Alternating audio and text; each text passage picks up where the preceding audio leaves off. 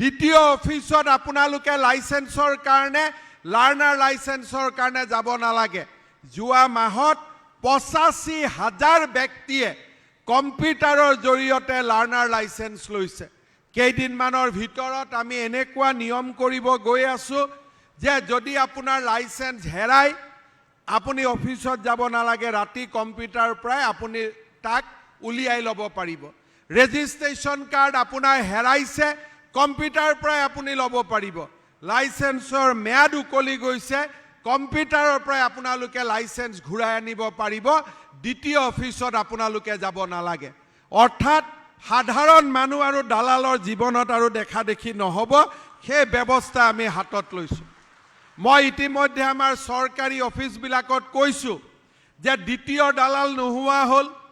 এছডিসিৰ দালাল নোহোৱা হ'ল বাকি অফিসবিলাকতো সোনকালে দালাল নোহোৱা হ'ব লাগে নহলে সবকে মোৰ অতিথি কৰি মই ঘৰত লৈ যাব লাগিব আকৌ সবকে মাতি লৈ যাব লাগিব আৰু ৰাইজকো মই কম যে মই মুখ্যমন্ত্ৰী হৈ থকা দিনলৈকে আপোনালোকে অফিসত কোনো কামত ন্যায়সংগত কামত এটা টকাও আপোনালোকে কাকো নিদিব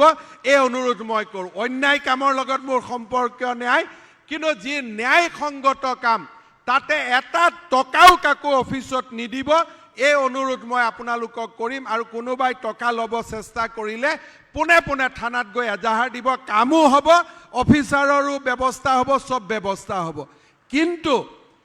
অন্যায় কামত অফিচাৰসকলক হেৰেসমেন্ট কৰিলে তেতিয়া আমি আপোনালোকক সাথ দিব নোৱাৰিম কাৰণ অন্যায় কাম কৰিব ময়ো নিদিও আপোনালোকেও নিদিব কাৰণ অসমখনক আমি আগুৱাই লৈ যাব লাগিব অসমখনক আমি ভাৰতৰ 5খন ৰাজ্যৰ ভিতৰত এখন হিচাপে আমি নিৰ্মাণ কৰিব লাগিব শ্ৰদ্ধাৰ ৰাইজ